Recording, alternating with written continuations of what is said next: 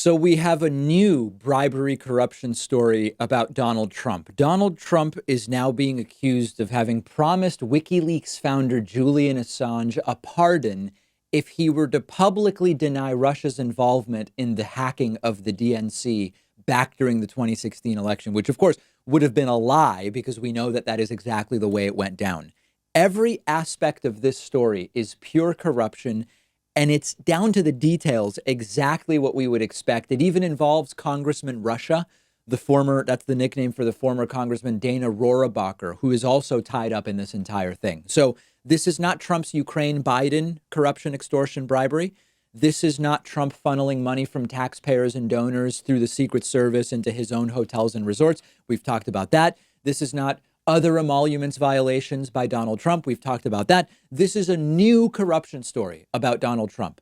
So it's widely accepted that Russia hacked the DNC back during the 2016 election. Donald Trump has been very eager to question or deny that since day one, because it fuels the narrative that Russia preferred Trump over Hillary Clinton, which we, of course, now know to be true as well.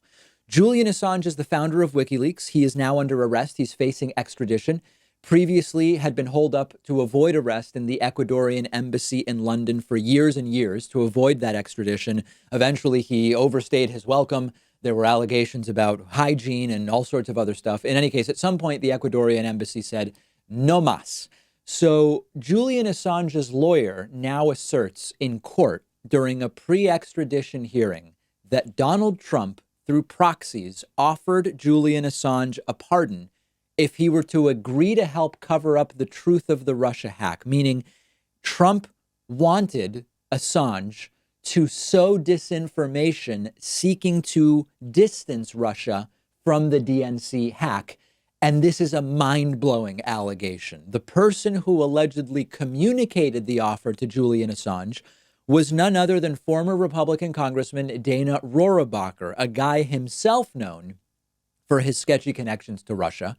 Rohrabacher went to London in 2017 to make this offer, it is alleged.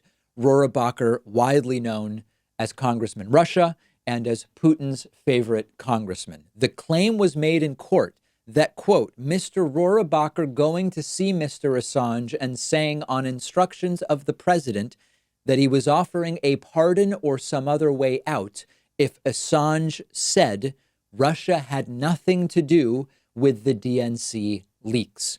The White House was asked about this allegation, and they issued a very carefully worded denial. Check it out. Stephanie Grisham, the White House press secretary, who we never see because she doesn't do press briefings, said, quote, the president barely knows Dana Rohrabacher other than he's an ex-congressman. He's never spoken to him on this subject or almost any subject. It is a complete fabrication and a total lie. This is probably another never-ending hoax and total lie from the DNC. Notice that the statement says Trump barely knows Rohrabacher. Well, you don't have to know him at all to get him to communicate a possible pardon to Julian Assange. The statement says Trump has never spoken to Rohrabacher about this. Of course, any number of middlemen could have passed along the message to Rohrabacher.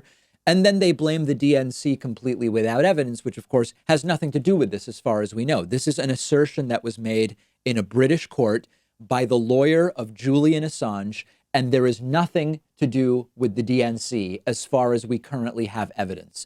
This isn't the first time that Rohrabacher's trip to London was asserted to be connected to an Assange pardon. 2 months after this trip happened, the Wall Street Journal reported what Rohrabacher was doing in that trip was trying to arrange a deal for Donald Trump to pardon Julian Assange. So it's not even the first time that that has been suggested. The White House confirmed at the time that Rohrabacher had spoken to Donald Trump's chief of staff, John Kelly, about the plan to free Julian Assange, but it wasn't clear who had personally spoken to whom. Did Trump speak to Rohrabacher or not? But it doesn't really matter because you don't need to have a direct conversation for the assertion to be true. The Daily Beast says that in 2018, Rohrabacher told The Intercept that he was blocked from discussing the plan with the president because Kelly and others thought it would look like collusion. So case in point, when the White House says Trump never spoke to Rohrabacher about it, We have a report from the Daily Beast that says they were deliberately communicating through others to avoid it looking like they were colluding on this. So is this believable? Of course it is. Do we have reason to doubt it? Well, with any of these stories, we should apply a healthy level of skepticism. In this case, we have reports from two different news agencies in the past, combined now with the assertions by Julian Assange's lawyer, and the fact that this is how Donald Trump is known to work. Trump has implicitly suggested that people who keep their mouths shut about him could get a pardon, calling them strong people who don't crack, like Paul Manafort, you might remember. Trump has withheld aid to Ukraine unless they smear Biden. He got caught and ultimately had to release the aid. This is how Donald Trump has always done business as a real estate developer in New York, down to the details. This is how Trump operates. And in the end, we go back to, if there's nothing wrong, if there's nothing with Russia here, why again is there more of an effort uncovered that was geared towards hiding Russia's involvement in that DNC hack? And like I told you yesterday, Trump and pardons, these are political tools that he uses, and he will keep using them to his advantage if he is reelected to a second term. That you can be sure of. One of our sponsors today is Vincero Watches, giving you 15% off your entire order when you go to davidpakman.com/watch.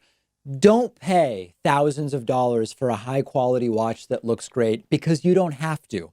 All of Vincero's watches are made with high-end materials, masterfully built, and they look like something you'd spend a ton of money on. But every Vincero watch ranges from about $150 to $300. I went over to their website and picked out the Bellwether in silver and white. Really nice, elegant look. It's a chronograph style. Wore it to a gala over the weekend. And a lot of people asked me, where's the watch from? Really, really great look.